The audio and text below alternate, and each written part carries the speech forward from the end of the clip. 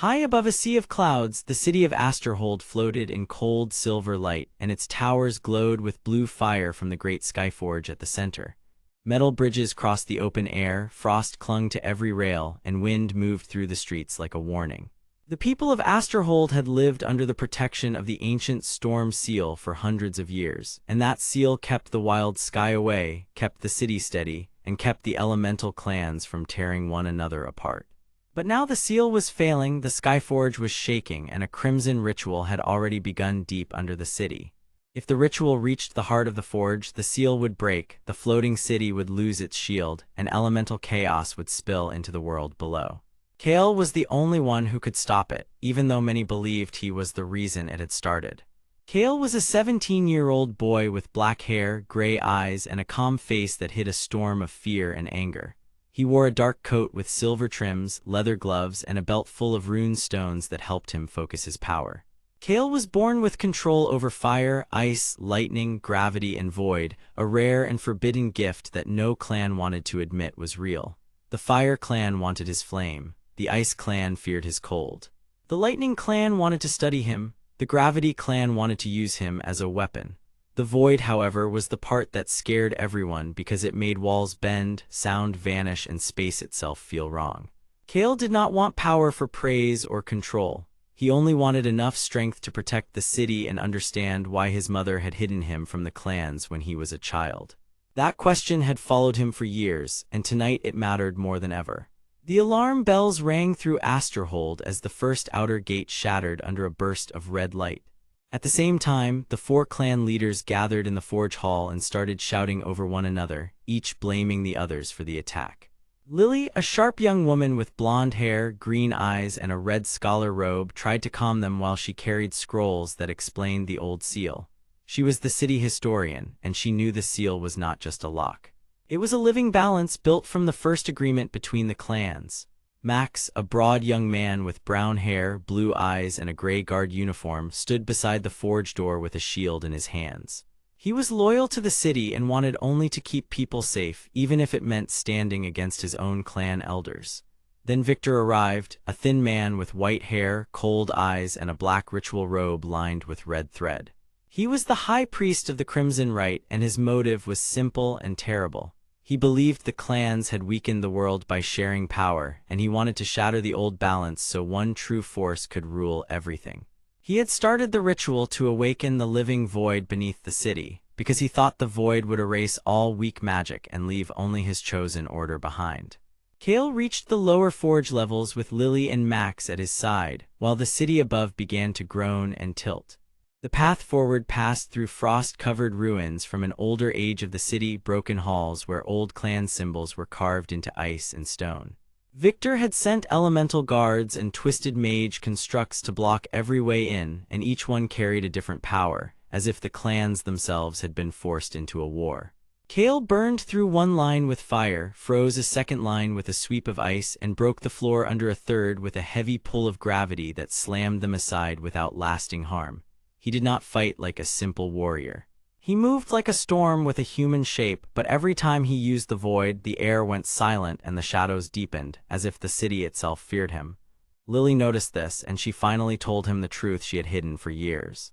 His mother had once been the seal keeper, and she had placed a piece of the storm seal inside Kael when he was a child, because she knew only a person born between the elements could mend what others had broken. Kael was not an accident. He was a K. That truth hit him hard, but the worst shock came only moments later. Deep in the ruins, they found a chamber of mirrors made from black crystal, and in the center stood the living void, chained in crimson light. It was not just a monster. It was the broken heart of the storm seal, given shape by Victor's ritual. It spoke in a low voice that sounded like empty wind, and it revealed that Victor had not created the catastrophe alone. One of the clan leaders had secretly fed him seal fragments for years, hoping to gain control of the forge after the seal fell.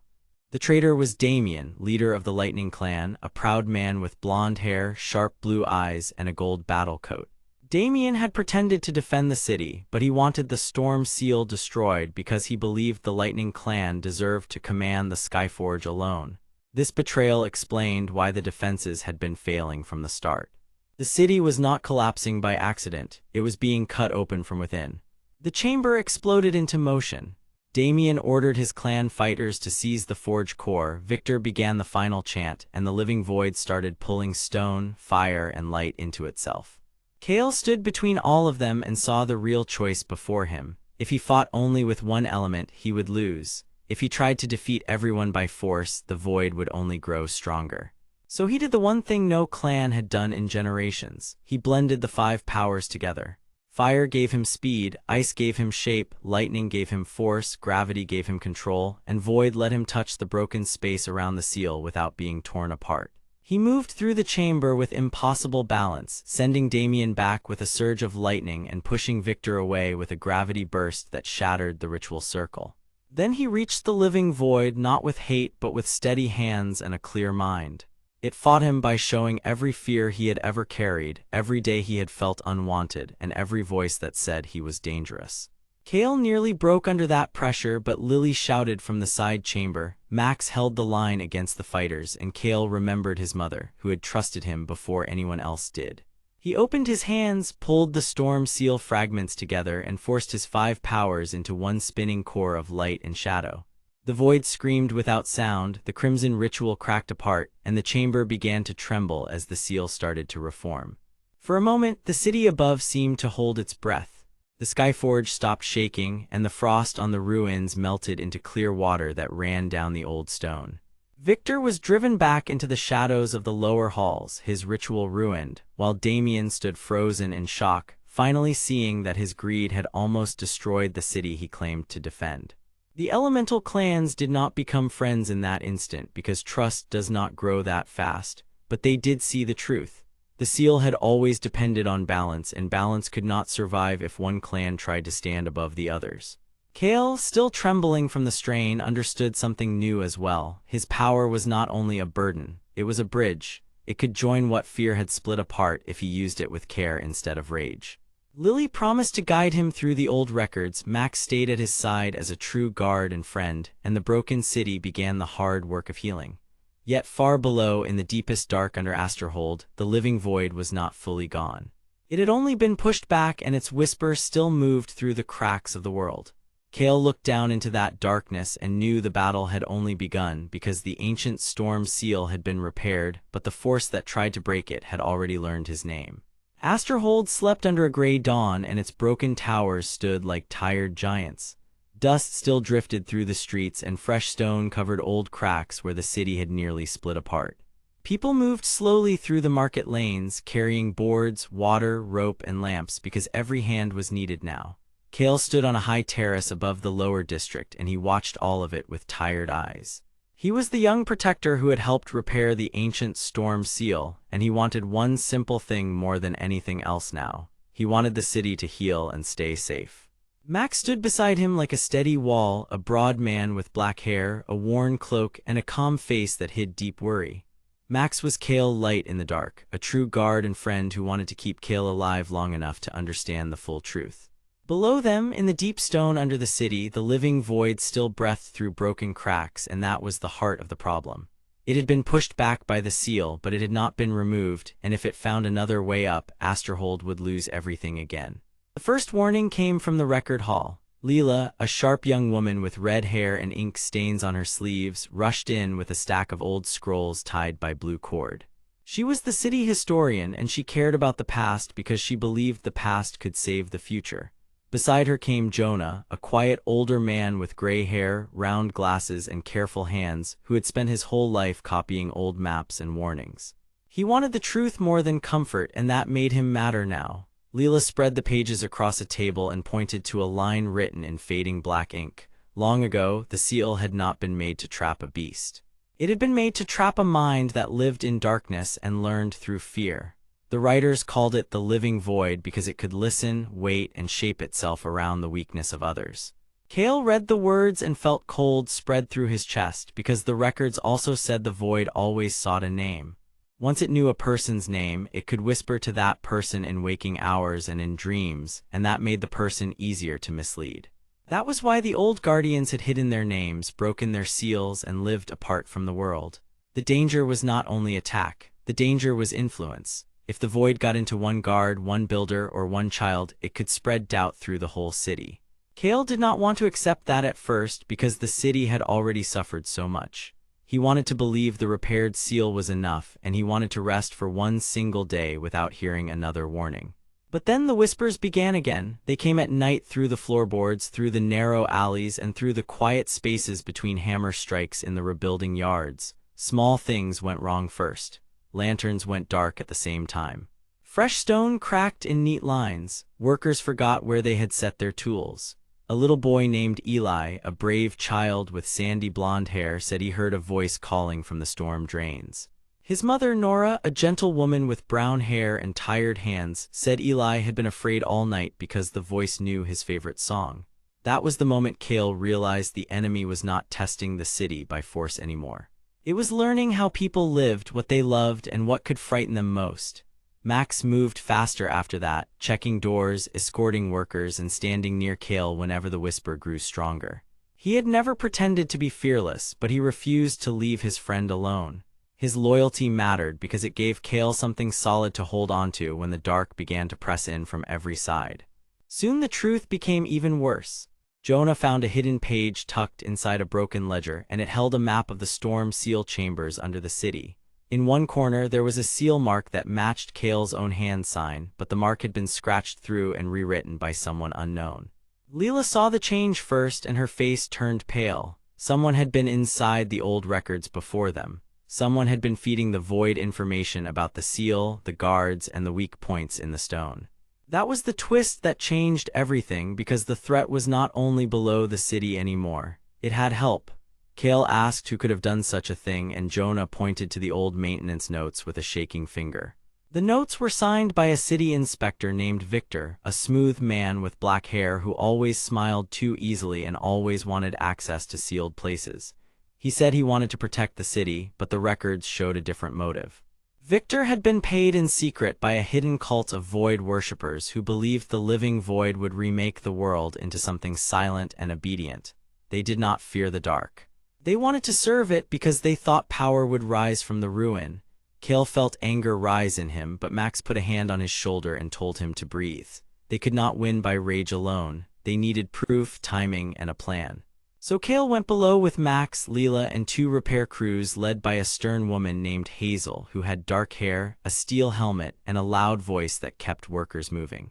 Hazel wanted the tunnels secured before the next storm cycle, because rain made the lower walls weaker and the void whispers stronger. As they climbed down into the Undercity, the air became wet and cold, and every torch seemed smaller than before. The living void had changed the tunnels. Thin black veins now moved through the stone like veins under skin, and each one pulsed when Kael stepped closer. That was when he understood the enemy had learned his name in a very real way. The void did not shout it, it whispered it softly, almost kindly, like a friend trying to get close. It told him he was late. It told him the city had already chosen the wrong side. It told him Max would fail him. Kael nearly stopped walking because those words were aimed with cruel skill. They were not random fear. They were shaped to split trust. Max saw Kael falter and stepped in front of him without a word. That simple move broke the spell of the moment. Kael realized then that the void could learn names, but it still could not understand loyalty. It could mimic voices, but it could not create the bond between 2 people who chose each other freely. At the deepest chamber, they found the reason the whispers had grown stronger. The repaired seal had held, but one side of it had been left with a hidden gap, no wider than a finger. Through that gap, the void had stretched itself like smoke, testing the edge of the world. In the chamber beside it stood Victor, no longer smiling, his face tight with fear and greed. He had brought a small relic stolen from the record hall, a black stone ring that the cult believed could guide the void upward in careful steps. Victor did not want the city destroyed at once. He wanted control. He wanted the living void to rise enough to frighten the council so he could sell himself as the only man able to manage it. His plan made ugly sense, and that made it even more dangerous. Kael saw it all in one sharp moment. Victor had traded the city for power, and the void had let him think he was in control. Hazel ordered the crew back. Leela shouted for the seal tools. Max moved to protect Kael from the first surge of dark wind that burst from the gap. The chamber shook, dust filled the air, and the void pushed hard against the stone barrier, trying to open the weakness before anyone could close it. Kael stepped forward before fear could freeze him. He raised the storm mark that had helped repair the seal, and he spoke the name of the city with clear force. Not because the void needed a name to learn, but because people needed to hear who they were fighting for. The chamber answered with a deep rumble, and the old runes along the walls began to glow again. Leela handed Kael the missing record page, and Jonah called out the old pattern for locking the seal from the inside. Max held the line beside him while Hazel and the repair crew jammed fresh stone into the gap. Victor tried to run, but the dark behind him recoiled first, as if it no longer trusted the man who had tried to use it. That moment gave Kael the opening he needed. He drove the storm mark into the seal groove, and the chamber flashed with cold white light. The living void screamed without a mouth, then slammed backward into the deep dark below. The gap closed, the black veins stopped moving. Victor was left trapped in the lightless corner, terrified and silent, while the crew held him in place for the city guards. The enemy had not been destroyed, but it had been driven back again, and this time everyone saw that it could learn, plan, and use people. When Kael climbed back toward the surface, he was not the same boy who had first looked into the darkness. He understood now that courage was not only about standing alone. It was about trusting others, protecting their names, and refusing to let fear speak for them. Above him, Asterhold still had broken walls, tired hands, and long days ahead, but the city also had something stronger now. It had proof that the dark could be resisted. Yet far below, beyond the repaired seal, the living void remained awake, and before the night ended, it sent one last whisper through the stone, one name carried softly into the crack of the world, and Kael heard it clearly. Asterhold still felt wounded when the first pale light returned to its broken terraces. The underground city had quiet lanes, cracked stone steps, and repair crews moving through the dust with tired hands and careful eyes. Lanterns hung from bent poles, and their glow touched damaged walls, fallen beams, and old carvings that had survived many hard years. The air was cold, damp, and full of worry, because everyone in the city now knew the truth. The danger was not gone. The ancient storm seal had held, but the living void below it was still awake, still watching, and still searching for a path back into the world above. Kael stood near the repaired chamber entrance with his dark cloak hanging close around him, and his sharp, tired eyes kept turning toward the stone floor as if he could feel the whisper still moving there. He was young, but he had already become the one people looked to when fear spread. He wanted to protect the city, and he wanted to keep the names of the lost from being twisted by lies. Max stayed at his side, tall and broad, with black hair, a heavy guard cloak, and the steady posture of a man who had learned how to protect others without needing praise. He wanted the city to stay safe, and he trusted action more than speeches. Layla, a woman with red hair, ink stains on her sleeves, and a satchel of scrolls, moved through the chamber with quick, focused steps. She wanted answers, and she believed the old records could still speak if someone was brave enough to listen. Jonah, an older man with gray hair, round glasses, and careful hands, carried rolled maps and copied notes. He wanted order, memory, and truth because he knew that cities did not survive by strength alone. Eli, a small boy with sandy blonde hair and a worried face, held close to Nora, a woman with brown hair, a gentle face, and a weary worker dress.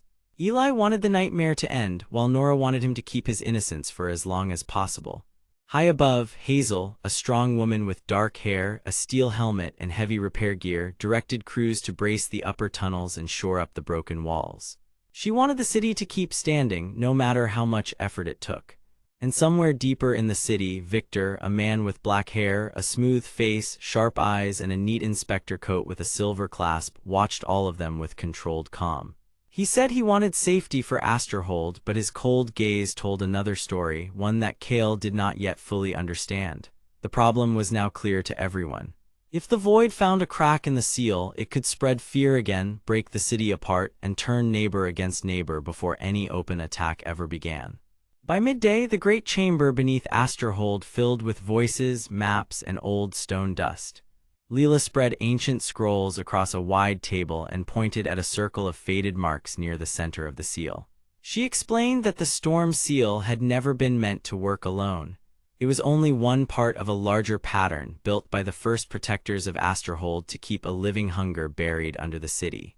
Jonah added that the old records described a warning system hidden in the lower archives, a system that could reveal when the seal was being tested from below. Kael listened closely because the whispers from the previous night still sat in his mind like a cold stone. He had heard one name carried softly through the crack in the world. He had not said it aloud yet because he did not want fear to grow before he knew what it meant. Max noticed that silence and gave Kael a small nod, as if to say he was ready when the time came. Then Eli slipped out from behind Nora and tugged on Kael's sleeve.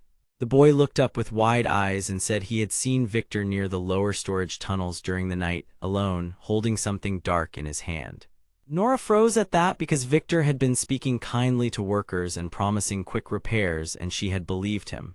Kael bent down and asked Eli to show exactly where he had stood. The child pointed with a shaking finger, and that small moment changed everything. The group went to the lower storage passage, where old crates had been moved aside and dust still lay in clean lines on the floor. There, tucked beneath a broken shelf, Kael found a small black stone ring. It was smooth, heavy, and carved with tiny marks that seemed to pull the light inward instead of reflecting it.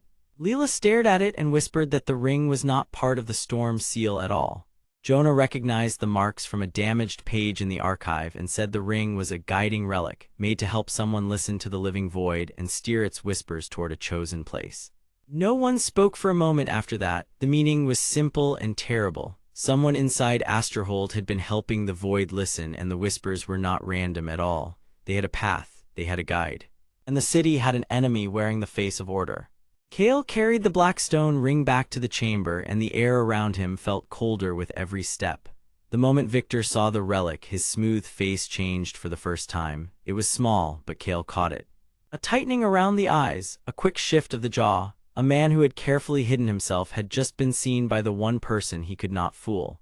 Victor raised his hands and spoke in a calm voice, saying the ring had likely been taken from forgotten storage and mistaken for something dangerous. He claimed he had been trying to catalog it for safety, but his explanation collapsed under simple questions. Why was he in the lower tunnels at night? Why had Eli seen him there? Why had the ring been hidden instead of logged? Victor then let the mask slip a little more. He said the city was weak, that the old rules had failed, and that Asterhold needed a stronger hand, one willing to use the void rather than fear it. He did not speak like a man serving the city. He spoke like a man who wanted to control it. His motive was now clear. Victor believed the city was already broken, and he wanted power before chaos could take it from him. He thought the living void could be directed, and that if he held the right relics, he would become the only person able to command what came next. The thought was dangerous because the void was not a tool.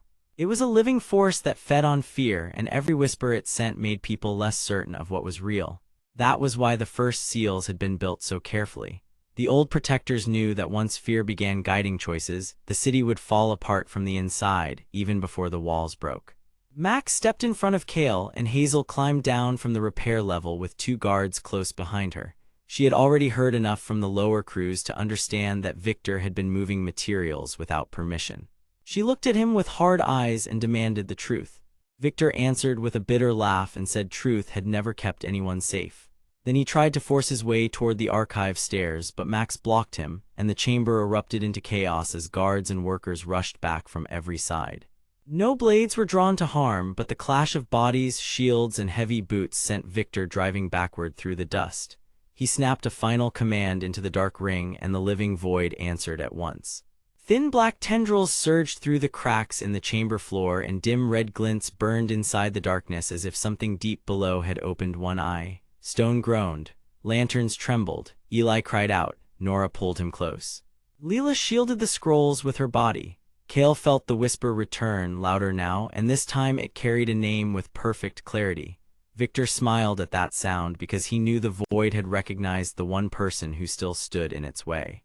The floor of the chamber shook, and a line of pale blue light flashed through the repaired seal as the storm runes woke in response. Kael did not run. He remembered the words from the earlier fight, the truth that had saved him then, and he understood it more fully now.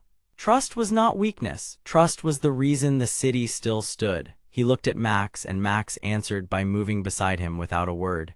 He looked at Leela, and she opened the scrolls to the right page as if she had been waiting for this moment. He looked at Jonah, and the older man quickly found the missing line in the archive copy, the part that explained how the ring could be broken without shattering the seal. Then Kael looked at Hazel, who shouted for the upper crews to brace the supports because the chamber would not hold if the void kept pressing. Victor, now no longer pretending, slammed the ring against the floor and tried to widen the crack, but the seal above him flared brighter. The living void pushed back, rising in a dark wave that bent the lantern light and filled the room with cold pressure. Kael stepped into that pressure, held his storm-marked chest guard tight, and planted his feet. He was afraid, and he did not hide that fear anymore, but he also knew that fear did not have to speak for him. He spoke the old words that Leela had found, simple words of binding and refusal, and the stone answered. The black ring split with a sharp crack and turned to dust in Victor's hand. The void screamed without sound, then snapped backward through the crack as the seal forced it down. Victor staggered and fell to one knee, not hurt beyond standing, but stripped of his control. Guards moved in and took him away before he could reach the stairs. The chamber settled, but the victory did not feel final. Kael knew that Victor had only been one hand holding the dark in place. The true hunger still lived below. In the silence after the clash, the last whisper returned one more time, softer now, almost like a promise. It called from deeper under Asterhold, not with anger, but with memory. Kael turned to Jonah, Leela, and Max, and he said what they had all begun to feel. The void knew their names now. That meant the next part of the fight would be more personal, more dangerous, and harder to hide from. Above them, the city kept repairing its walls. Below them, the seal still glowed. And in the space between those two worlds, Kael finally understood that protecting Asterhold would mean facing whatever the living darkness had learned about them, one name at a time. That night, the city did not sleep well, but it did not fall apart either. Workers kept stacking stone through the dark, Hazel kept counting the supplies, and Nora helped calm the children who had seen too much fear in one day. Eli stayed close to Kael because the boy believed Kael would listen when others would not. That trust mattered more than any speech. Leela and Jonah went back to the archive with the black ring dust sealed in a cloth jar, hoping it would reveal one last clue before it faded completely. Max remained at the chamber entrance, silent and watchful, his broad frame steady in the dim light. Kael stood alone for a moment near the repaired seal, and he felt the city around him breathing through stone and sorrow. He had begun the day thinking he must carry everything by himself, but now he understood the truth in a deeper way. Asterhold would survive only if its people stood together, told the truth, and refused to let fear name them first. Then a final detail caught his attention. In the dust left behind by the broken ring, there was a small carved mark, not a warning symbol, but a map sign pointing toward the old water tunnels beneath the eastern wall. Kael knelt and touched it, and his tired eyes narrowed with new focus. Someone or something had left a path for the next move. The seal was holding, Victor had been taken away, and the city had won one narrow step. Yet the living void had listened, learned, and answered back. Now it was guiding them toward something hidden deeper under Asterhold, and whatever waited there was linked to the whisper that only Kael had heard. He rose slowly, looked toward the dark tunnel, and made a quiet promise to himself and to the city. He would not let the darkness choose the story of their names, and when the next whisper came, he would be ready to answer it. The tunnel under Asterhold was cold, narrow, and full of old stone dust, and the air felt wrong in a way that made every breath slow and careful. Broken support beams leaned over the path like tired arms, and pale stormlight from deep cracks in the wall gave the dark a thin blue edge. The city above was still alive, still wounded, and still fighting, but here below, the threat had changed. The living void was no longer just chasing them, it was guiding them. Kael stood at the front with his dark cloak held tight around his lean frame, his dark brown hair hanging near his sharp, tired eyes, and his storm-marked chest guard faintly catching the light. He had heard a whisper before, and that whisper had not sounded like a threat. It had sounded like a warning, or maybe a door left open by mistake. Max stood close behind him, tall and broad-shouldered, with black hair, a rugged face, and the steady look of a man who would not leave anyone behind. Leela, with her red hair tied back and her ink-stained sleeves, kept one hand on her scroll satchel and the other on a stone wall, reading the marks as if they were a language written by fear itself. Jonah, gray-haired and careful, pushed his round glasses up his nose and studied the tunnel map he had pieced together from old records. Eli, small and sandy blonde-haired, stayed near Nora because the boy had learned that adults could be brave, but they could also disappear into danger too fast to catch. Nora, with brown hair, a weary posture, and rough gloves, kept her hand on Eli as if that touch alone could keep him steady. Behind them came Hazel, strong and stern, her dark hair tucked under a steel helmet, her heavy repair gear clanking softly as she walked. And beside her stood Victor, neat in his inspector coat with a silver clasp, his black hair smooth, his face calm, and his eyes too sharp for comfort. He had helped them on the surface, but no one had forgotten how often he looked at power as if it belonged to him first.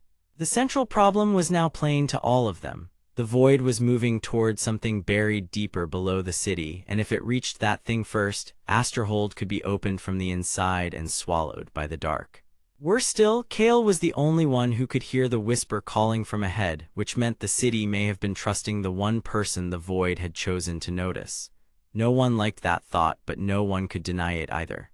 The path bent downward and the whisper returned, soft as breath against glass. Kael stopped, lifted one hand, and listened. This time the voice did not fade. It formed a shape in his mind, not with words he could fully trust, but with a clear direction. "Keep going, it is under the seal." Leela saw the change in his face and stepped closer. She wanted truth because truth was how she stayed alive, and because history mattered to her more than anyone in the group. She had spent years studying the buried city of Asterhold, trying to understand why its oldest chambers had been sealed away. Jonah wanted the same truth, but for another reason. He had served the city archives long enough to know that records were often broken on purpose, and that hidden facts usually protected someone powerful. Victor said nothing, yet the small pause in his breathing told the others he was also hearing the words, or at least guessing what they meant. That made him dangerous in a new way, because a man who guessed too much could still choose the wrong side. Hazel crouched beside a cracked support pillar and pressed her gloved hand over the stone. "There is hollow space ahead," she said in a low voice. "Big enough for a chamber, maybe bigger." She was the engineer of the city, a woman who trusted measured walls, old stone, and weak points, and she mattered because she could tell the group where the tunnel would fail before it failed on them. Max drew a slow breath and looked at Kael. He did not ask if Kael was sure, he asked if Kael was ready. That was different, and that was why Max mattered. He was not the loudest or the fastest, but he made room for courage in other people. Kael gave one sharp nod and they went on. The deeper they walked, the more the walls changed. The rough tunnel gave way to older stone blocks, then to carved terraces, then to half-buried arches with storm symbols cut into every surface. These were not random ruins. They were part of a sealed system built long ago to hold something back. Jonah stopped near a broken wall and brushed dust from a rune line. His eyes widened behind his glasses. "This is not only a prison," he said. "It is also a warning map." Leela turned to him at once, hungry for meaning. Jonah explained in simple words that the runes marked pressure paths, sound paths, and light paths, the ways a force could move through stone if someone fed it the right key. The city had not just been sealed, it had been taught how to stay shut. That was when the twist began to take shape. Victor had been too quiet for too long, and his hand kept drifting to the inside pocket of his coat. Eli noticed first because children often see fear before adults admit it. The boy stared at Victor and whispered to Nora that the man was hiding something round and dark. Nora tensed, and Max saw it at once. Before anyone could speak, Victor finally pulled out the black stone ring. It was small, plain, and heavy-looking, but the air around it seemed to sink when he held it. The others froze because every one of them felt the wrongness in that object at the same time. Victor raised his chin and said he had found it among the debris after the first collapse, that he had kept it safe, and that he had not yet decided who could be trusted with it. His words sounded neat, but his motive finally showed itself. He was not serving the city. He was studying how to control what was under it. He believed that if he could understand the ring, he could command the force guiding the void and use that power to make Asterhold obey again. He wanted order, but it was the kind of order that came from a hand clenched too hard around a blade. Leela demanded the ring at once, and Victor refused. The tension snapped through the group like a wire pulled too tight. The whisper in Kael's head suddenly sharpened, and he realized the worst part. The voice was not only leading them forward, it was responding to the ring itself. The living void had not simply learned their fear. It had learned the shape of the object that controlled its paths. That meant someone long before Victor had made a bargain with the dark and left a key behind. Kael stepped toward Victor and told him to hand it over. Victor did not move. Instead, he turned the ring in his fingers, and the shadows along the corridor thickened at once. The living void surged from a crack in the far wall, black smoke rolling low and fast, red glints pulsing deep inside it like eyes opening in layers. It struck the stone floor and split into tendrils that wrapped around broken pillars, ceiling beams, and the edges of the chamber ahead. Hazel shouted for everyone to move back, and Max shoved Eli and Nora toward cover behind a slab of fallen rock. Leela grabbed Jonah by the sleeve and dragged him out of the line of the spreading dark. Kael stayed facing the void because the whisper now had one clear message: do not let it reach the seal. The passage ahead opened into a vast underground chamber, and there, in the center of the far wall, stood the ancient storm seal. It was massive, glowing faintly white-blue, covered in fractured runes and storm symbols, and set deep into the stone like a heart locked in the body of the city. Its light flickered as the void neared it, and the air around the seal began to shake. Jonah stared in horror and told them what he had finally understood. The seal was not just holding back the void. It was also holding back a buried storm source, a force old enough to crush the chamber if it was forced open the wrong way. The black stone ring was the key that could unlock or break it. Victor had not brought them here by accident. He had been guided by greed, and the void had used that greed to come closer to its goal. That revelation changed everything. The void wanted the seal open because it could feed on the storm power behind it, spread through the city veins below, and turn Asterhold into a hollow shell. Victor wanted the same chamber because he believed he could seize that power before the dark did. Neither of them cared what it would do to the people above. Kael felt anger rise inside him, but he also felt something else. The whisper was no longer only a warning, it was a test. He had heard it because he was tied to the seal in some way that no one yet understood, and if he failed now, the city would pay the price. Max saw Kael move and fell in beside him without a word. Hazel pulled a wrench from her belt and shouted for everyone to keep the chamber supports stable. Leela and Jonah rushed to the rune panels on the side wall, trying to read the old instructions before the void touched them. Nora held Eli close, but the boy kept watching Kael with wide eyes because even frightened children know when a moment matters. Victor stepped toward the seal with the ring in his hand, and the living void wrapped around his arm like smoke seeking a candle flame. For 1 second it looked as if he might still win, not because he was strong, but because he had been willing to risk everything for control. Then Kael heard the whisper one last time, clear and close, like a voice speaking from just behind his ear. Trust the storm, not the dark. He looked at the seal, then at the ring, then at Victor, and he finally understood that the whisper had never wanted him to obey the void. It wanted him to choose the city, even if the choice hurt. Kael stepped into the chamber light, raised his marked chest guard toward the seal, and called for everyone to hold steady. The stone symbols answered with a low thunder sound, and the white-blue glow grew brighter across the fractured lines. The void recoiled, the floor shook, and Victor shouted in surprise as the ring slipped slightly in his hand. The chamber did not fully open, and the dark did not fully break back, but the first line of resistance was set.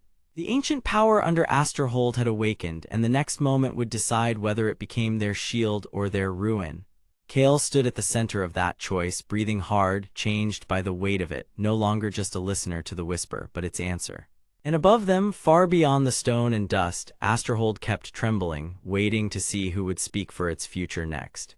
The chamber under Asterhold felt alive with fear, and the broken stone around it trembled with every slow pulse from below.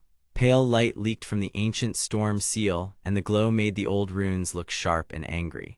Kael stood in front of the seal with dust on his cloak, his dark brown hair falling over tired eyes, and his lean frame held still as if the whole room had placed its weight on his shoulders. Max stayed close behind him, broad and calm, with black hair, heavy guard clothing, and one hand ready near his belt. Leela watched from the side with her red hair tied back, her robe sleeves marked with ink, while Jonah, with gray hair and round glasses, leaned over his papers as if the answer might still be hidden in old lines. Eli, small and sandy blonde-haired, clung near Nora, who kept a steady hand on his shoulder. Hazel stood by the cracked wall in her steel helmet and heavy repair gear, and Victor remained near the far arch, neat and quiet, with black hair, a silver clasp on his coat, and eyes that hid too much. The central conflict was clear now. If the seal held, Asterhold might survive. If it failed, the living void would spread through the deep tunnels and rise toward the city above. Kael had changed in the last moments, and everyone could see it. Before, he had only listened to the whisper in the stone, unsure if it was warning him or calling him. Now he felt its answer inside him, strong and plain, like a hand reaching back when he had finally chosen to reach first. The voice in the seal did not speak in words anymore. It pushed a feeling into his chest, a simple truth that he could hold. Stand here, do not let it pass. So Kael lifted his head and said what no one else had yet dared to say: they would not run. They would not wait for the dark to choose for them. They would hold the line in this chamber until they knew what the seal wanted and what the city could still become. Max gave a short nod because he knew that calm courage mattered more than loud promises. Leela quickly opened one of her scrolls and pointed at the rune patterns, explaining that the seal was not a door that opened once and stayed open. It was a balance, and balance could be guided if the right symbols were fed with enough storm light. Jonah looked up and added that the old records spoke of a bond, not just a lock. The seal was built to answer to a willing keeper. That keeper had to remain steady while the power tested them. Hazel muttered that the stone could crack at any time, so she sent 2 workers to brace the side supports, while Nora pulled Eli farther back and tried to keep his breathing even. Victor listened to all of it with a careful face, but inside him the greed only sharpened. He had come to Asterhold because he had learned that the city rested on a sealed force older than the ruined towers above. He wanted that force broken in just the right way because the black relic he carried, the black stone ring, could guide the void through the cracks and let him control the panic that followed. He did not care if the city suffered. He cared that fear could make him powerful. That was why he had hidden his true purpose behind the role of a helpful inspector. Then the first shock hit. The black stone ring slipped free from Victor after a sudden tremor, and it rolled across the dust until it stopped near Kael and the seal. The room went silent for one hard breath. Leela saw the carved marks on the ring and froze because they matched the corrupted lines inside her oldest notes. Jonah looked sick with realization and said the ring was not just a relic. It was a guide stone made to steer the void toward an opening in the seal. Victor stepped forward at once, his calm face cracking for the first time. He said the ring had to be taken, but his voice was too quick, too sharp, and every person in the chamber understood that he was lying. This was the twist that changed everything. The apparent helper had been the danger all along, and the seal had not only been attacked from below, it had been hunted from within. Victor admitted enough to expose his motive without giving up control. He said Asterhold had been weak for too long, and weak places could be ruled if people were afraid enough. He wanted the void to spread just far enough to break the old guard, then he wanted to stand in the middle of the fear and offer order. His plan was cold and simple. He would guide the darkness, let the city tremble, and claim authority from the ruin. Hazel swore and moved to block the arch, while Max stepped in front of Nora and Eli. Leela shouted for Kael not to touch the ring with bare hands because the old runes could react badly to the wrong will. But Kael was already moving because the seal under him had begun to pulse faster, and the whisper inside him had turned into a clear warning. The void was waking because it had sensed the ring, and if it reached the chamber before the seal settled, the people above would lose their last safe ground. Kael bent down and did not grab the ring at once. Instead, he placed his palm against the stone floor and listened through the tremor. The seal answered him with a wave of cold light, and for one strange moment, he understood what the ancient builders had meant. They had not built the seal to shut the storm away forever. They had built it to hold the storm in place until a rightful voice could command it with balance instead of greed. That was why the chamber was trembling now. The seal had awakened because it had found someone who would answer without fear. Kael lifted the black stone ring only after the whisper in the stone told him where to place it.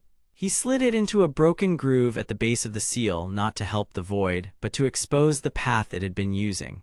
The chamber flared with white-blue light, and the carved lines across the wall shot across the stone like veins of lightning. Victor shouted and lunged forward, but Max intercepted him with a hard shove that drove him back into a pile of broken stone. The clash was fierce but clean, more like a battle of wills than a battle of weapons. Hazel and her workers locked the braces in place as the ceiling shook. Nora pulled Eli behind a support column, and the boys stared wide-eyed at the bright storm line forming over Kael. Leela called out the pattern as it changed, because she could now read the seal in motion. Jonah, with shaking hands, confirmed that the hidden path was closing as long as the ring stayed trapped in the groove, but the living void did not give up. A thick wave of black smoke rose through the central crack, thin red glints burning deep inside it, and the chamber lights bent around it like they were afraid. The dark force had no face, but its hunger filled the room.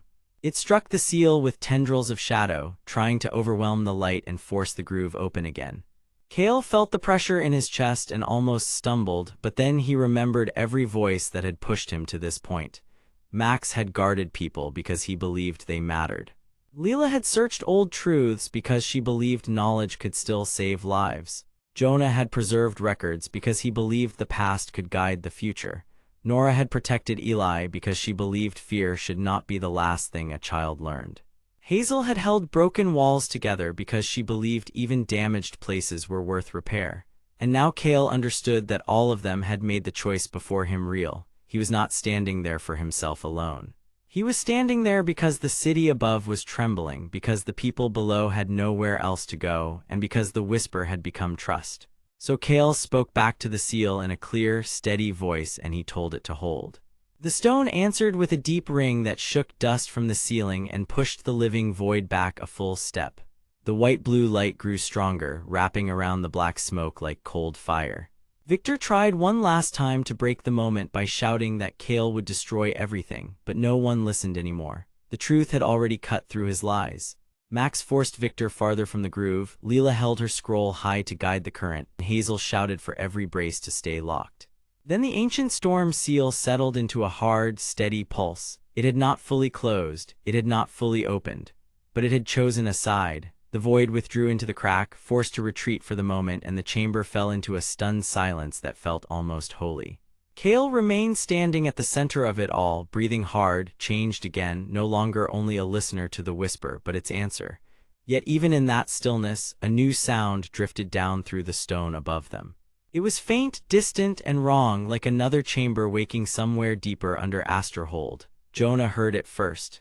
Leela saw the concern on his face and knew at once that the danger was not gone.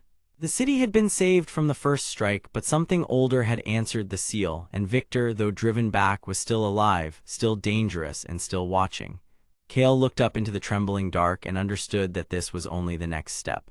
Asterhold had chosen to trust him once, and now the real burden was to find out what else had been sleeping beneath the city all this time.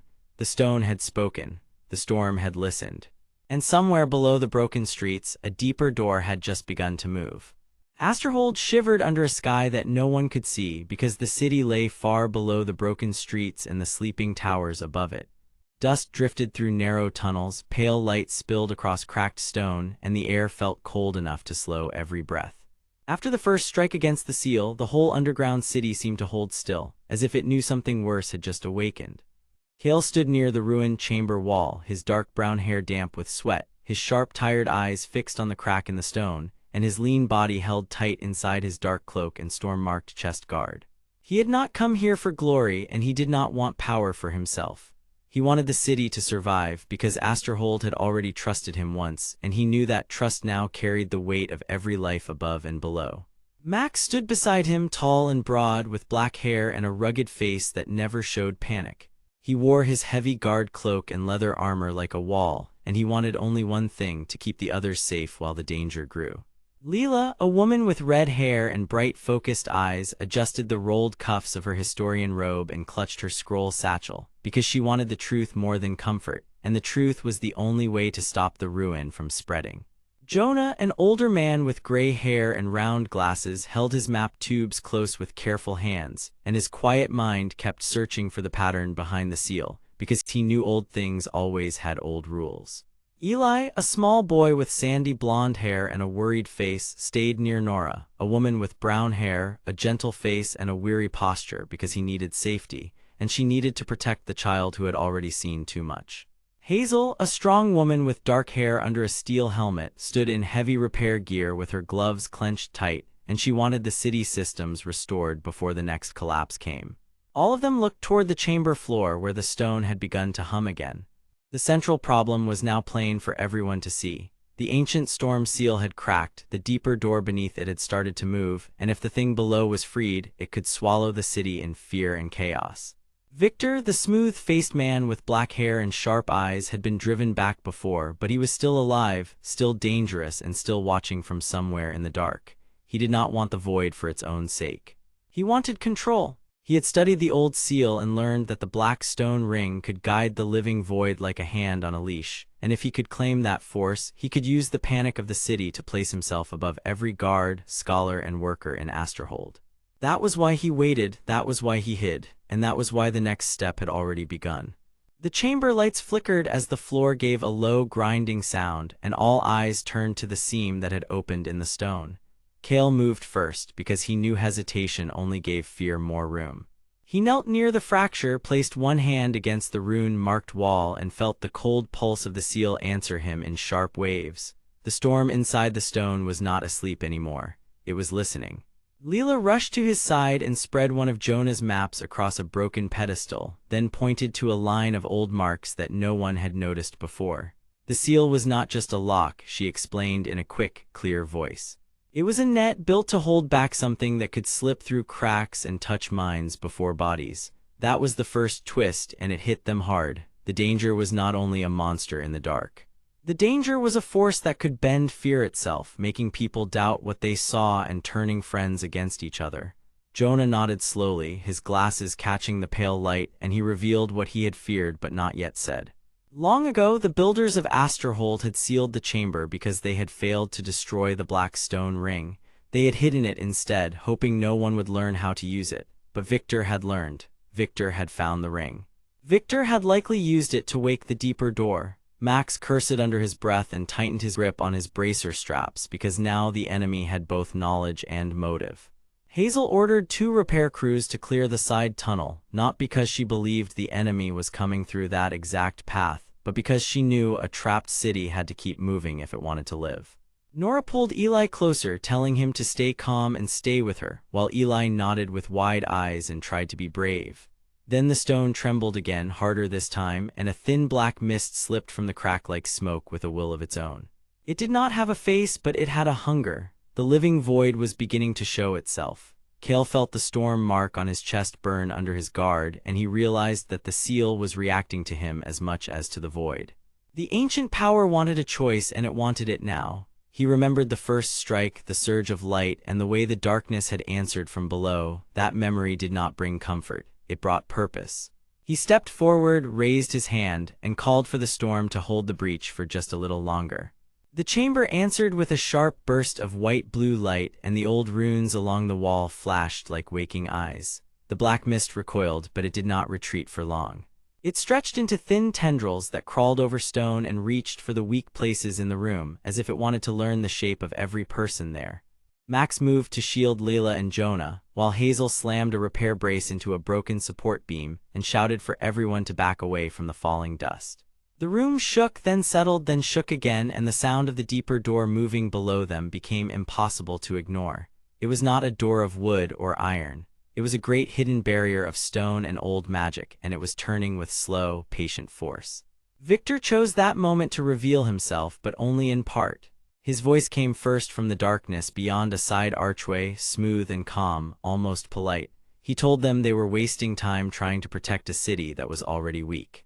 He said the seal had always been an insult to the truth below it, and that the black stone ring had simply shown him how to correct an ancient mistake.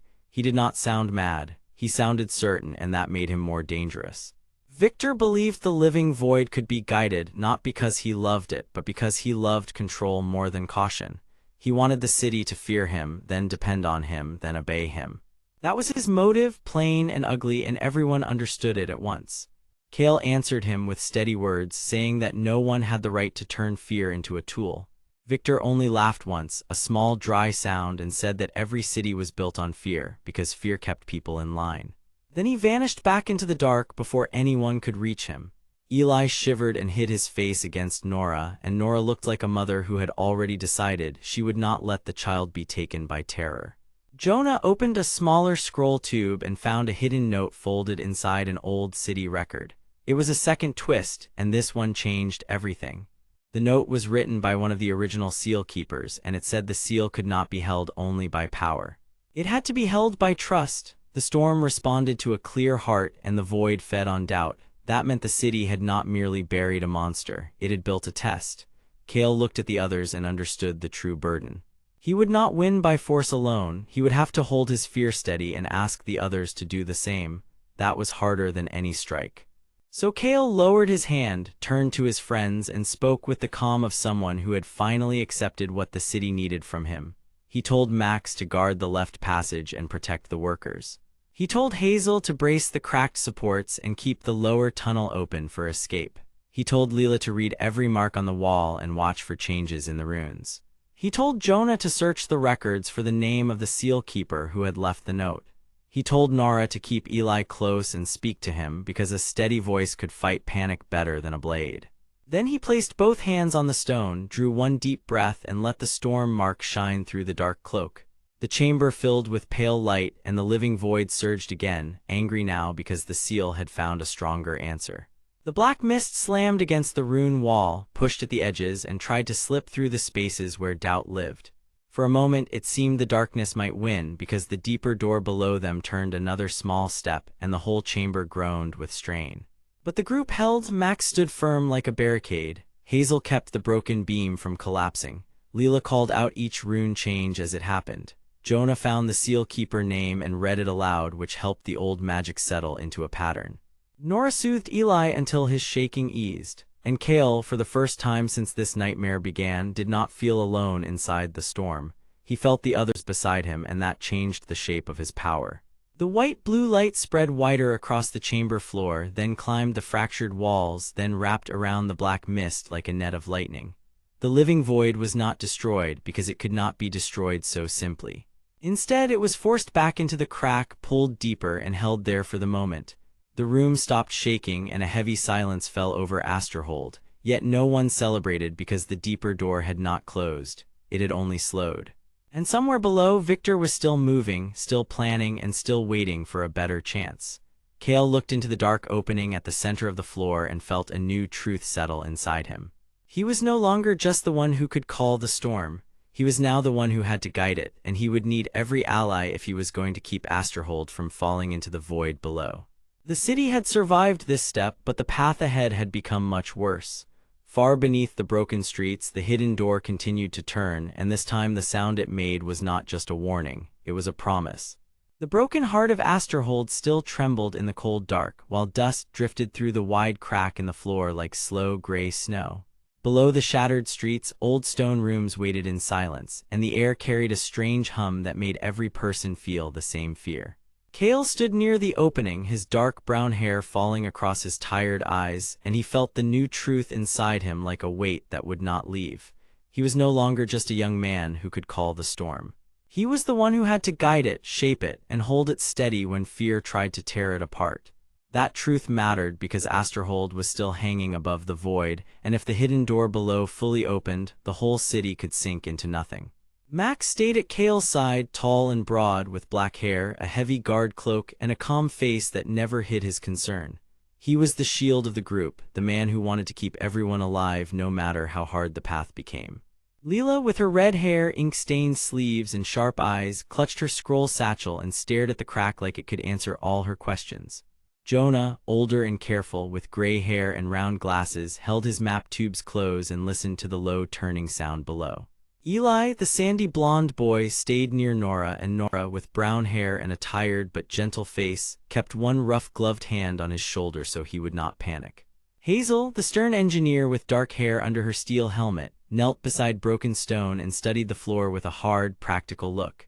Victor stood a little apart from them all in his neat inspector coat with a silver clasp, black hair combed smooth, and sharp eyes that watched too closely. He said little, but his silence carried greed, because he wanted the power under Asterhold before anyone else could stop him. The living void did not speak in words. It waited in the deep as black smoke with thin tendrils and dim red glints pressing against the ancient seal like a patient thief. The danger was now clear to all of them. If the seal failed, the void would spread through the tunnels, collapse the support below the city, and take Asterhold with it. Kael did not move for a long breath because he could feel the city listening through the stone. Then he turned to the others and spoke with a steady voice that did not sound like the voice of a boy anymore. He said they could not fight this alone, and he needed every pair of hands and every clear mind. Max nodded at once because he already understood that the next battle would not be won by strength alone. Leela opened a scroll and showed the old drawings she had found in the archive chambers, where the ancient storm seal was first built by people who feared both flood and void. She explained that the seal was not only a wall.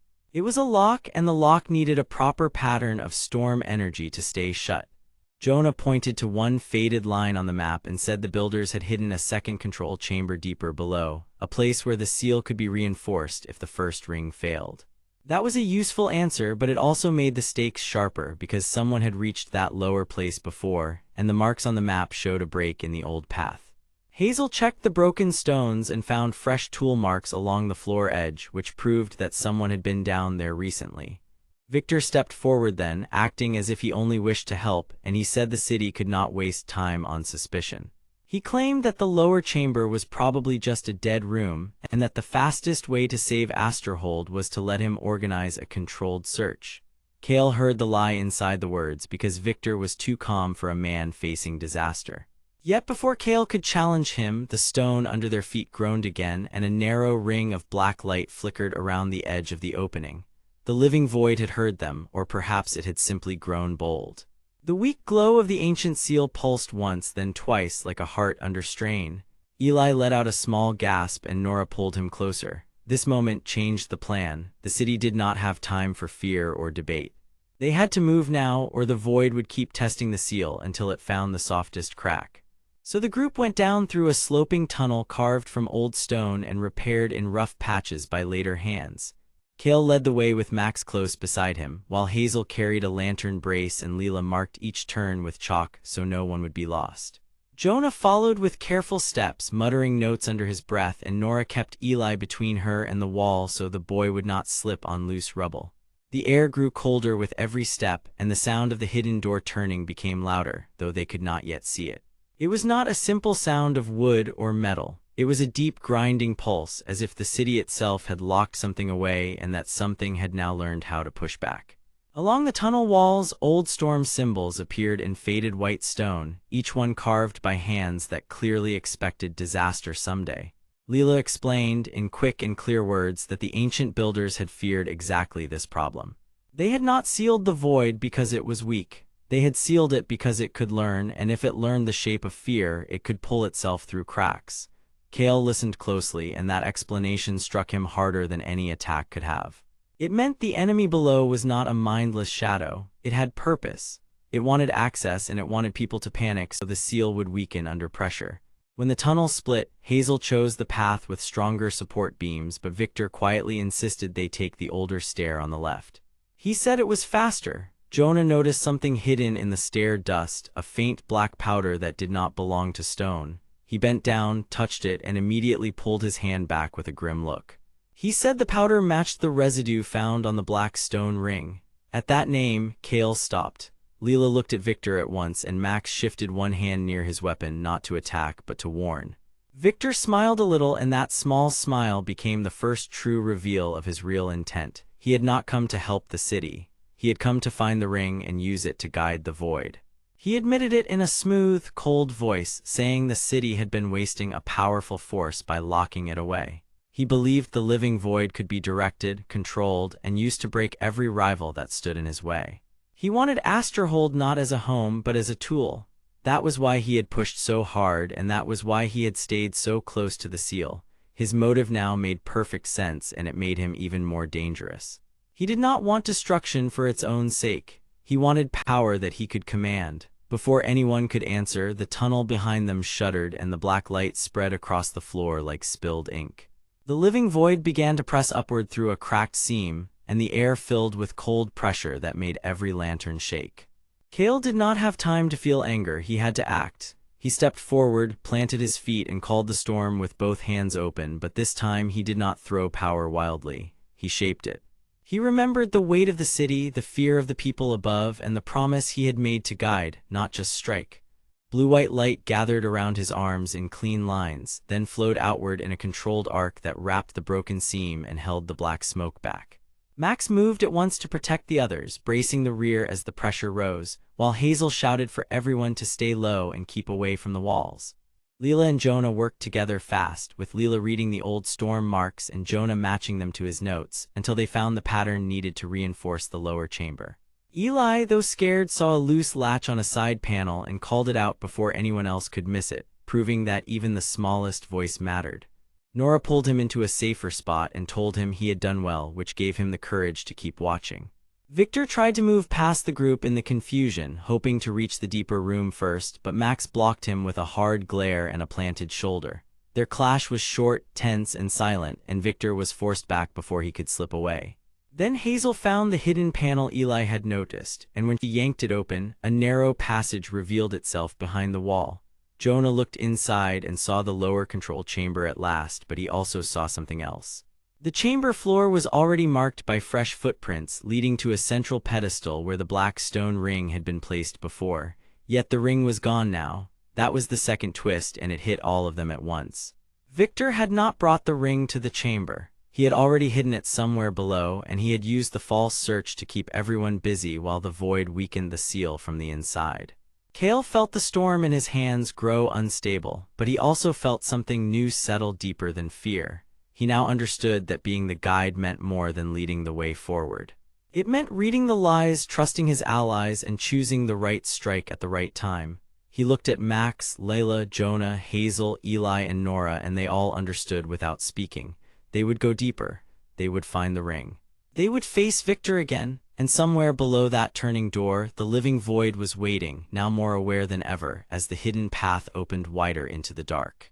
The hidden door opened wider and cold air poured out of the dark like a warning. Below the broken stone floor of Asterhold, the next chamber waited in silence, and that silence felt wrong to everyone who stood there. Kael, a young man with dark brown hair, sharp, tired eyes, and a lean frame, kept his dark cloak tight around him as he watched the entrance ahead. He was the guide now, but he no longer thought that meant he needed to know every path. It meant he had to read people, hear fear, and choose when to move before the enemy could make the first mistake. Max, a tall man with black hair and broad shoulders, stayed close at Kael's side with calm eyes and a protective stance. Leela, a woman with red hair and bright, focused eyes, held her scroll satchel close, ready to name anything old that they found. Jonah, an older man with gray hair and round glasses, adjusted his papers and map tubes because he wanted the truth preserved before lies buried it. Hazel, a strong woman with dark hair and a steel helmet, checked the tools on her belt because broken systems and hidden locks were her kind of battle. Eli, a small boy with sandy blonde hair and a worried face, clung near Nora, a woman with brown hair and a gentle but tired look, because both of them had seen enough danger to know that every quiet moment could be a trap. All of them understood the danger without speaking because Victor was still somewhere below and the living void was now more aware than before. If they failed here, the ring could steer that darkness toward the heart of the city, and Asterhold would become a prison that never woke again. Kael led the team through the door first, and the chamber beyond spread out like a buried hall of stone and shadow. Broken pillars leaned from the floor, narrow walkways crossed over deep gaps, and old storm symbols glowed faintly on the walls like tired stars. In the center of the chamber stood a wide basin of dark metal, and around it lay cracked plates that had once belonged to the ancient storm seal. Leela moved closer and quickly explained that the seal had not simply blocked a tunnel, but had also held back a force that could pull shape from fear itself. She said the old builders had made the seal to protect Asterhold from a dark hunger that did not think like a person, did not tire like a person, and did not stop when it was fed. Jonah nodded and added that the seal only stayed strong if its broken parts stayed aligned, because the runes had to carry the storm light through every fracture at once. That was why Victor mattered so much. He had not only wanted the ring for profit or power, but because the ring could point the living void toward the weakest part of the seal. That was his motive, clear and cold. He wanted control over the chamber, control over the city, and control over whatever power came out if the seal finally failed. Kael felt anger rise in him, but he forced it down. Anger was useful only when it did not make a hand shake. He moved to the basin, studied the runes, and noticed a thin trail of black dust leading into a side arch. Victor had been here recently, and he had left that mark on purpose. He wanted them to see the path because he wanted them to follow it. Hazel crouched beside the basin and opened a panel in the floor with quick, practiced hands. Inside, she found old gear shafts and a set of bent support pins, which meant someone had forced the machinery of the chamber to open too fast. She looked up and told the others that the stone door above them could fail if the chamber shifted too hard. That raised the stakes again because if the chamber collapsed, they would lose the way back and trap themselves with the void below. Nora pulled Eli closer and told him to stay beside her and breathe slowly, while Max moved to the rear and checked every shadowed corner. Then Leela found another clue. Hidden under the edge of the basin was a second mark, a small circle cut into the stone, and inside it was the same pattern that had appeared near Victor before. It was a guide mark and not a prison mark. That meant the ring was not just a relic Victor had stolen. It was a key, and he had been using it to steer the living void along a route only he understood. Kael felt the truth settle into place, and the revelation changed everything. Victor had never wanted to escape the darkness. He had wanted to aim it. The team had assumed they were chasing a thief with a relic, but now they saw a man who was trying to become the hand that held a monster on a chain. That kind of greed was worse than simple fear, because it could hide behind a calm face and polite words. Before anyone could speak again, a low sound rolled through the chamber, like a deep breath taken by the walls themselves. The living void stirred below them, and the black smoke at the far end of the hall thickened into twisting tendrils that brushed the stone. Dim red glints flashed inside the dark, and the light from the seal flickered as if something huge had noticed them. Eli let out a small gasp, but Nora covered his hand with her own and kept him steady. Max stepped in front of them, broad shoulders firm, while Hazel grabbed a metal brace and jammed it into a crack in the floor to stop the nearest platform from shifting. Kael saw Victor then standing on a higher ledge across the chamber in a neat inspector coat with a silver clasp, black hair smooth and eyes sharp with cold control. He did not look worried. He looked satisfied, as if all of this had been arranged exactly as he wanted. In one hand he held the black stone ring, and the ring seemed heavier than a normal object should be, as if it carried a dead weight in the air around it. Victor called down that they were too late, that the void had already learned the way, and that the seal would fail whether they helped it or not. He said the city had always been weak, and weak things should be shaped by stronger hands. Kael understood then that Victor was not simply a greedy man. He wanted to prove that rules only mattered to people who were too afraid to break them. He believed he could command the dark and survive it. That belief made him dangerous because he would sacrifice everyone else to test it. Kael did not rush forward. He remembered the lesson from before, the lesson that being a guide meant choosing the right strike at the right time. He watched Victor instead, and he watched the way the ring pulsed when the void moved. Each pulse made the smoke bend toward one broken section of the seal, and each bend showed where Victor intended to open the path next. Kael spoke quietly to the others, and his voice stayed even. He told Max to hold the rear line, Hazel to brace the left platform, Leela to read the rune pattern on the basin, Jonah to match the old map lines with the chamber marks, and Nora to keep Eli hidden behind the lower wall. Then Kael took one step at a time toward the center, not because he was reckless, but because he had finally learned that courage could be calm. Victor laughed and said Kael still did not understand because the seal was already broken enough to bend. Kael answered that broken did not mean lost, and that was when the first real clash began. The living void surged upward in a thick wave, black smoke slamming against the stone and forcing loose dust into the air. Max drove forward to shield the group, Hazel slammed her brace into place, and Leela shouted that the storm symbols were still alive if they were aligned. Jonah found the correct mark on the basin and called out the missing line. Kael saw the pattern at last. The seal could be awakened by turning the chamber into a circle of light, but only if the ring was forced away from the center before the void fully gathered. That was the opening. That was the strike. Kael launched himself across the stone floor toward Victor while the chamber shuddered, the smoke rose higher, and the hidden path below them opened wider into the dark, leaving the next move hanging in the air like a promise. The hidden chamber beneath Asterhold shook like a living thing, and dust drifted through the blue-white light that still clung to the old stone walls. Broken pillars stood around the room like tired guards, and the narrow walkways above the floor gave everyone only a few safe steps before the ground dropped into deep dark gaps. Kael stood in the middle of that storm of stone and light, with his dark cloak snapping behind him and his tired eyes locked on Victor, because the truth was now clear. Victor had not simply come here to watch the seal fail. Victor had come to guide the living void, break the old protection, and take whatever power waited below the chamber before anyone else could stop him. If the seal fell all the way, the void could flood through the underground tunnels and reach the ruined city above, where Eli, Nora, and the rest of the trapped people still waited for hope. Kael launched himself across the stone floor with every bit of strength his lean body had left. He moved fast, low, and hard, with the storm-marked chest guard catching flashes of cold light as he crossed the chamber. Victor saw the charge coming, and his sharp eyes narrowed with calm greed, because he had expected resistance and still believed he could control the moment. He wore his neat inspector coat with the silver clasp, but the careful look on his face now hid something cruel and desperate. He had spent years studying the old chamber, learning the weak points, and placing the tiny guide marks that would pull the void into the right shape. His goal was simple and ugly. He wanted the power inside the seal, not for the city, but for himself. He believed he could use the ancient force as a weapon, and that belief made him dangerous in a very human way because he was not mad. He was certain. Behind him, the black stone ring sat near the center of the chamber, dull and heavy, while smoke from the living void rose in slow black waves that bent the light around it.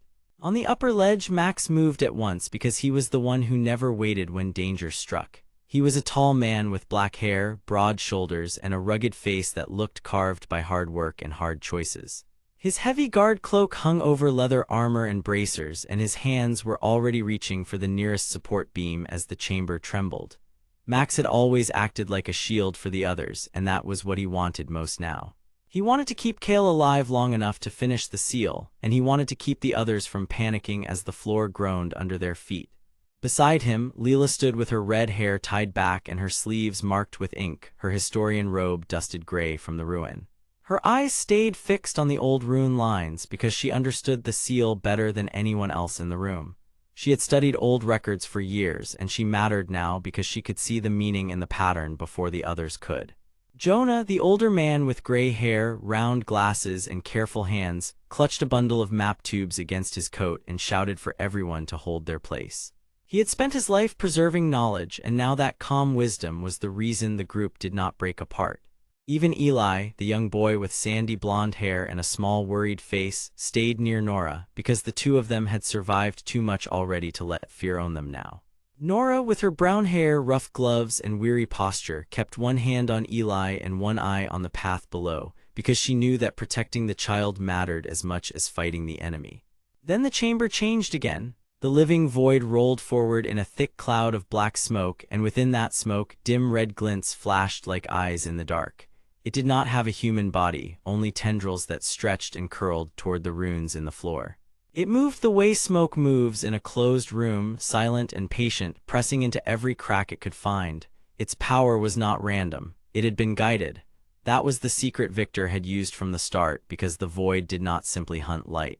It followed weakness, and the guide marks had been carved to lead it there. The old seal was not broken all at once. It was being leaned on, line by line, until the whole chamber could no longer hold.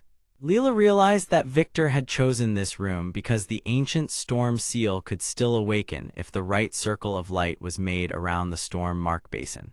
But the black stone ring had to be forced away from the center first, before the void gathered in full and locked the chamber into darkness forever. She shouted the warning across the noise, and Jonah turned the papers in his hands until one old diagram matched the lines under their feet. The chamber was not just a trap. It was a machine of light and pressure, built to push back a force like this if someone was brave enough to complete the pattern. Kael reached Victor just as the room lurched again, and the two of them collided in a hard clash of motion and intent. Victor stepped back, not in fear but in control, and he lifted one hand as if he were still directing a room full of workers instead of standing inside a collapsing seal chamber. He spoke with a cold voice, saying that Kael still did not understand the truth. The city above was already broken, the tunnels were already old, and the people of Asterhold would only survive if someone took control of the power beneath them.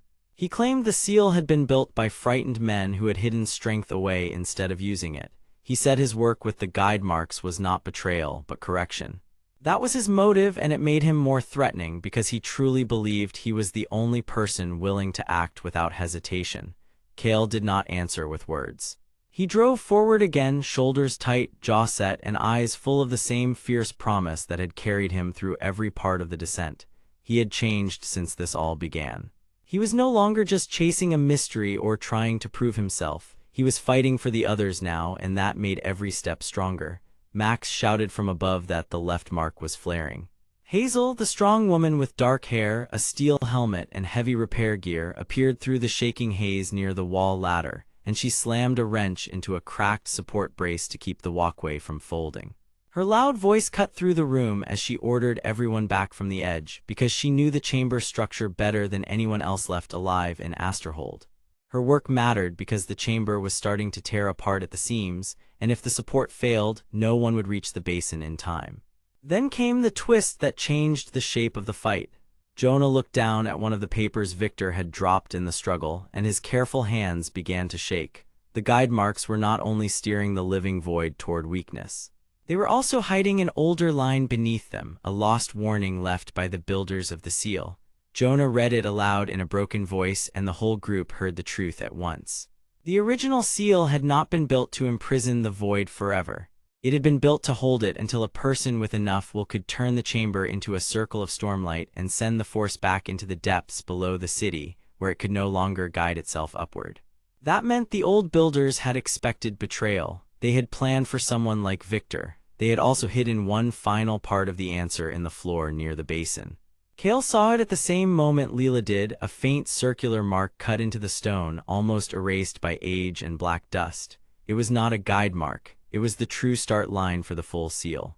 The chamber was telling them how to win, but only if they moved now. Kael heard the warning, and for the first time in the battle, he stopped trying to overpower Victor and started trying to outthink him. He twisted his body at the last second, forced Victor off balance, and drove him toward the side of the chamber where the ring of light could begin to form. Victor fought back with sudden fury, throwing his weight into the clash and trying to pull Kael into the dark smoke near the center. The living void surged in answer, its tendrils racing over the floor as if the force itself could feel the hidden path below widening into a mouth. Eli cried out when one tendril brushed close to the ledge, and Nora pulled him back with both arms, her face pale but steady. Max jumped down to the lower terrace and planted his boots hard, using his full strength to block a collapse near the walkway. Hazel shouted that the east support was failing fast. Leela ran to the basin and dragged one cracked metal plate into place, because she understood that every small act now mattered as much as any grand strike. The chamber was becoming a living storm of movement, sound, and fading light. At the same time, Victor made his final mistake. He revealed that he did not care if the city above survived after all. He wanted the chamber to fall open just enough to claim the power first, even if the void spread farther afterward. He had always planned to use the panic of the ruined city, the fear of the hidden tunnels, and the hunger of desperate people to give himself control. That truth hit Kael harder than the earlier lies because it showed the real shape of the enemy. Victor was not serving order, he was feeding on ruin. Kael felt that truth settle in his chest, and it changed him completely. He no longer fought only with anger, he fought with purpose. He shifted his stance, took one hard breath, and drove Victor back toward the stone ring with a clean and desperate move. The black ring skidded across the floor, sliding away from the center just enough to break the void's hold for a heartbeat. The storm seal answered at once. Pale white-blue lines flared under the basin, and the chamber filled with a sudden circle of light that pushed into the smoke and forced it to recoil. The living void surged, thrashed, and was driven back toward the widening dark below. The path under the chamber still yawned open, and the battle was not over yet, but for the first time the old seal had begun to wake. Kael stood in the flashing light, breathing hard, with his allies beside him and Victor staggering in shock, while the next move waited in the broken dark below. Chamber under Asterhold shook with a deep and uneven roar, and the new light still flashed across the broken stone.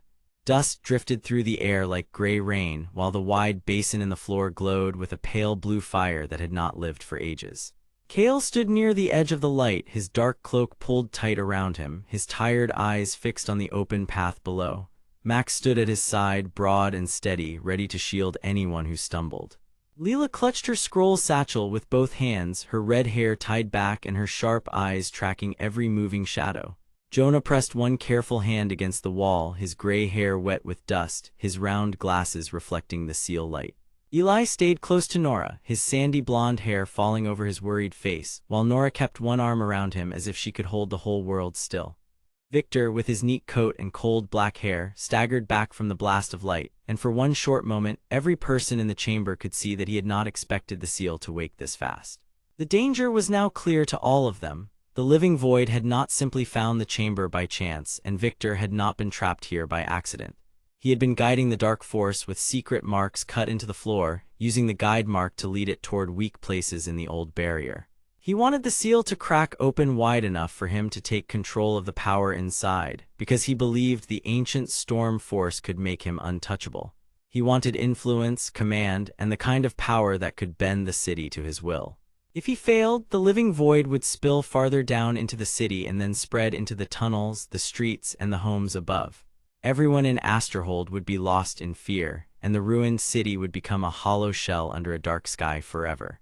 Kael understood this at once, and that understanding hardened his face. He did not just need to fight a monster. He needed to stop a man who had chosen greed over every life in the city. Below the chamber floor, the open path breathed out a colder darkness, and the living void gathered itself there like a storm with no sky. Its black smoke-like body twisted and stretched, and thin tendrils reached up toward the light before snapping back. The old storm symbols on the walls brightened, then dimmed, then brightened again, as if the chamber itself was trying to remember how to protect the city. Leela stepped closer to Jonah and pointed at the carved lines around the basin. She saw that the storm marks were not random, and Jonah quickly agreed. He had spent years reading old records, and he knew the seal had been made to respond only when all its marks were aligned. The broken basin in the center was part of that pattern, but it could not work alone. Someone had to restore the order of the marks, and someone had to stand in the right place when the light rose. Max tightened his jaw and looked at Kael, while Hazel, the strong engineer with her steel helmet and heavy repair gear, pushed through the dust from the broken side passage. She had fought her way back with soot on her gloves and a fierce glare in her eyes, and she brought more bad news. The lower chamber supports were cracking. If the fight dragged on too long, the whole place could start to collapse in sections. That meant the team had only a short window to act before the seal, the chamber, and their escape all became part of the same falling ruin. Victor recovered first, and his sharp eyes turned from fear to anger in a single breath. He had failed to stay hidden, and now he tried to turn the moment in his favor. He shouted that the seal was unstable and that the only safe choice was to use the black stone ring he carried. That small relic, dark and polished and heavy in his palm, was the tool he had used to guide the void. He claimed it could also control the seal, and he urged Kael to trust him one last time, but Leela saw the ring and understood the truth before anyone else did. The ring was not a key to safety. It was a chain. The carved marks on its surface matched the guide mark on the floor, which meant Victor had not been studying the chamber to protect it. He had been mapping it to steer the darkness like a driver steering a cart. Nora pulled Eli farther back when Victor moved, and Eli stared at the ring with wide eyes, knowing at last that the polite inspector had been lying from the start. Victor needed the seal to open, because the living void obeyed paths, and he had planned to ride that path straight into the chamber heart before anyone could stop him. That was the twist none of them had seen clearly enough earlier, and now it landed with full force. The man they had argued with, followed, and nearly trusted had not simply been greedy. He had been building a trap for everyone, including himself, because he believed he could direct a force that no human should ever command. Kael did not answer with fear. He looked down into the widening dark, then at the glowing basin, then at the people beside him. He saw their exhaustion, their dirt, and their trust. He saw how each of them had stayed close even after so many hard turns. That changed something inside him. In the beginning of this journey, he had wanted only to solve the mystery and keep moving. Now he understood that the seal was not just a puzzle from the past. It was a promise to the people living above the ruins. He stepped forward and told Max to guard the left side, Hazel to brace the cracked support wall, Leela to read the storm lines, Jonah to guide the pattern from the records in his head, and Nora to keep Eli safe near the light. His voice stayed calm, but every word carried new weight. Max nodded at once, because he trusted Kael now not just as a fighter, but as a leader. Hazel slammed her repair gear against the wall and began locking broken braces into place. Jonah, with careful hands and a thoughtful face, spoke the old sequence of mark positions from memory. Leela traced the symbols with one finger and called out the next placement. Nora held Eli close and whispered that he was brave for staying still. Eli did not look brave, but he did stay still. That mattered too. Then Kael crossed the edge of the basin and stepped into the flashing light. The glow climbed over his dark cloak and storm-marked chest guard, turning him into a sharp shape against the smoke. The living void rose in answer, angry and confused, and its tendrils struck toward him from the lower path. Max moved first, planting himself in front of Kael to block the worst of the strike. The force slammed against Max like a burst of cold wind, but he held his ground. Hazel shouted for everyone to brace as one of the support beams cracked overhead. Leela called out the last missing mark, and Jonah pointed to the correct angle with a shaking hand. Kael understood at once that the seal did not want strength alone, it wanted alignment. It wanted someone to stand where the storm symbols met the basin light. So he shifted one step to the side, then another, until the glowing lines ran cleanly through the carved rings on the floor. The chamber answered him with a sudden surge of white-blue light, and the old seal spoke in a low rumble through stone and metal alike. The void recoiled again, driven back toward the dark opening below, but not yet broken. Victor saw the change and tried to rush forward, shouting that they were all wasting their chance. He lifted the black stone ring as if he still owned the chamber, but the ring had begun to shake in his hand, and the guide mark around his feet cracked apart. The seal no longer accepted his control. For a short and startling moment, the whole room seemed to hold its breath. Then the floor under Victor split with a hard stone crack, and he stumbled sideways as the light cut away his path. He did not fall into the dark, but he lost the advantage he had been hunting for so long. Kael saw him clearly then, not as a mystery, but as a man who had gambled everything and was now trapped inside his own design. Victor reached for the wall, but the stone there was already glowing against his fingers, and even he seemed shocked by how completely the chamber had turned away from him. The living void, now forced back by the waking seal, struck one last time at the weakest open edge beneath the basin. The impact sent a wave through the chamber, and dust rolled from the ceiling in thick clouds. Hazel shouted that the supports were failing faster now. Jonah shouted that the second alignment was incomplete. Leela, breathing hard, realized the chamber still needed one more restored mark before the seal could close the lower path fully. Kael turned toward the dark opening below, and for the first time he saw not just a threat, but a root. Somewhere under the chamber, hidden in the broken depth, was the next piece of the old storm pattern. If they could reach it, the seal might lock the void away for good. If they failed, the dark would keep rising. Kael tightened his hand around the edge of the basin, looked once at his allies, and then stared into the broken dark below, ready to lead them onward even as the chamber shuddered around them. The chamber below Asterhold trembled like a frightened heart, and every broken stone seemed ready to slip away into the dark. Pale blue light from the ancient storm seal flickered across the ruined walls, then vanished, then returned in weak pulses that made the dust look alive. Kael stood at the edge of the storm-marked basin with his dark cloak hanging close around him, while Max kept one hand near the child Eli, and Leela clutched her scroll satchel against her chest. Jonah leaned forward with careful eyes, Nora stood beside Hazel with a worried but steady face, and all of them knew the same hard truth. If they did not reach the hidden piece below, the void would keep climbing through Asterhold, and every safe place above could soon become a place of fear. Kael did not speak at first because he was listening to the sound under the floor. Deep below the basin, a low and uneven hum moved through the stone, and that hum matched the old storm symbols carved into the chamber. Leela was the first to understand what it meant. She lowered one rolled page, pointed to a torn drawing, and said that the old seal was not one ring but several parts joined across different layers of the city. Jonah nodded slowly and explained that the builders had buried each piece in a separate depth so no single break could destroy the whole pattern. Hazel frowned at that because she had spent years fixing broken tunnels, and she understood how dangerous hidden layers could be. The city was not just ruined above ground, it was hollow in places below, and one bad step could send a whole path crashing down. Then the chamber gave a hard shake, and the black smoke of the living void pushed through a crack near the far wall. It did not enter like a person. It slid and curled, thin and patient, with dim red glints buried inside its dark mass. The sight made Eli step back in fear, and Nora quickly moved closer to him with both hands ready to steady him. Max stepped in front of them at once, broad shoulders squared, calm but ready. Victor appeared near the edge of the chamber walkway with his neat coat and his sharp, careful eyes, acting as if he had only just arrived, but Kael saw the small black stone ring on Victor's finger, and he knew that the inspector was not lost at all. Victor had been guiding the void by placing hidden guide marks in the floor, and now the enemy was arriving exactly where Victor wanted it to arrive.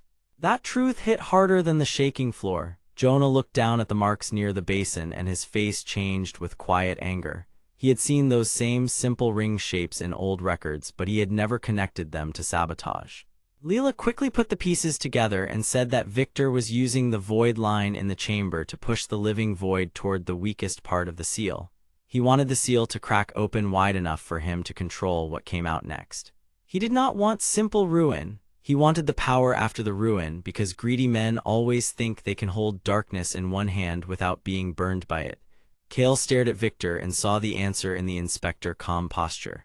Victor was not afraid of the void, he was using it. Victor smiled as if the chamber belonged to him. He said the city needed a strong hand, and he said the old seal had always been a prison built by weak rulers who feared true power.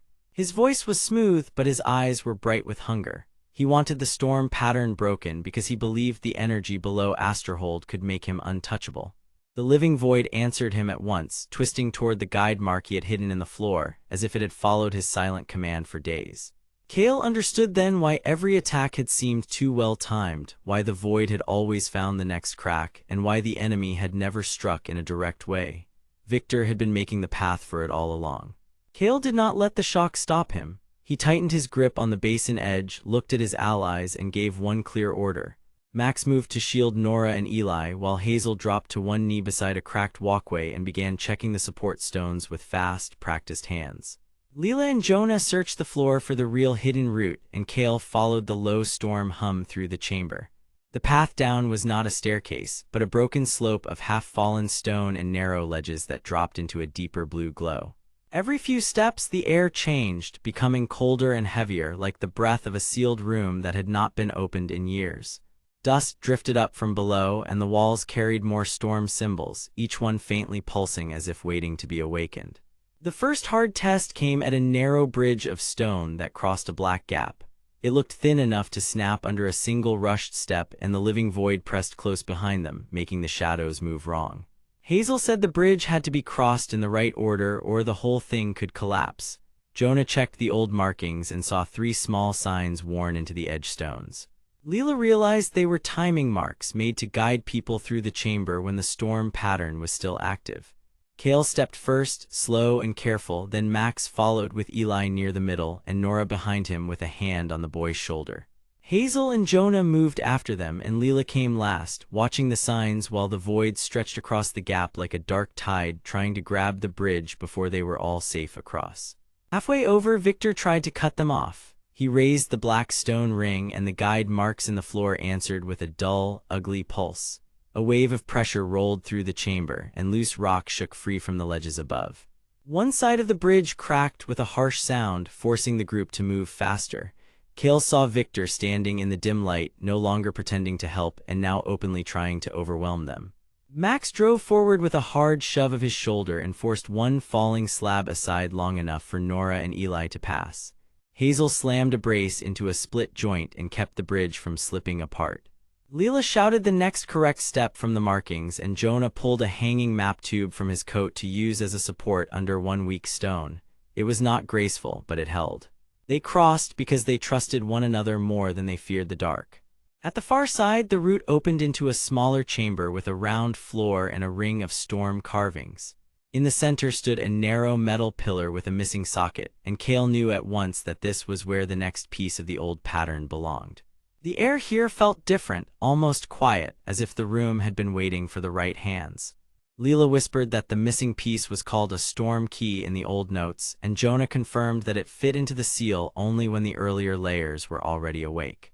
Kael stepped toward the pillar, but then he saw something that made him stop. The missing socket was not empty by accident. There was a second set of guide marks beside it, and those marks pointed not to the socket but to a deeper shaft in the floor. Someone had prepared a second route long before this night, and it led even lower than they had thought. That was the twist, and it changed everything. Kael had believed they were chasing the last piece of the pattern, but the chamber showed them a worse truth. The next piece was not only a key. It was also a lock on a hidden lower seal, one that held the deepest part of the void in place. If they took the piece without understanding the lower shaft, they might save one level and break another. Victor had known this. That was why he had been guiding them here instead of simply trying to stop them. He wanted them to open the wrong layer so the power below could spill out in a form he could claim. Kael felt the weight of that truth settle on his shoulders, but he also felt something new. He was no longer only a boy following warnings. He was the one who had to choose the right path for everyone behind him. Before he could move, the chamber shook again, and a distant boom rolled up from the lower shaft. Dust poured from the seams in the floor, and the ring carvings flashed pale blue for one sharp moment. The living void surged into the open room behind them, drawn by the pulse of the hidden seal. Victor lifted his hand and spoke with cold certainty, telling the void to break the chamber wide and bring the deeper power into reach. But the dark force did not fully obey him anymore. The storm symbols in the walls were waking, and the room was beginning to answer Kael instead of Victor. Kael looked at Max, then at Leela and Jonah, then at Eli and Nora and Hazel, and he understood that the next step would decide more than one battle. It would decide whether they sealed the darkness away or whether they opened a wound too deep to close. So Kael placed one hand on the storm pillar, leaned toward the hidden shaft, and took a slow breath as the chamber shuddered harder than before, ready to lead them into the next dark level below. The chamber of Asterhold shook under Kael like a living thing, and dust fell from every broken pillar. Below the hidden shaft, pale storm light flickered across the stone, while the living void hissed from the dark below. Kael stood at the edge, a young man with dark brown hair, tired sharp eyes, and a storm-marked chest guard, and he knew this was the last safe moment before everything changed. Max stepped beside him, tall and broad-shouldered, with black hair and a protective stare that never left the shaft.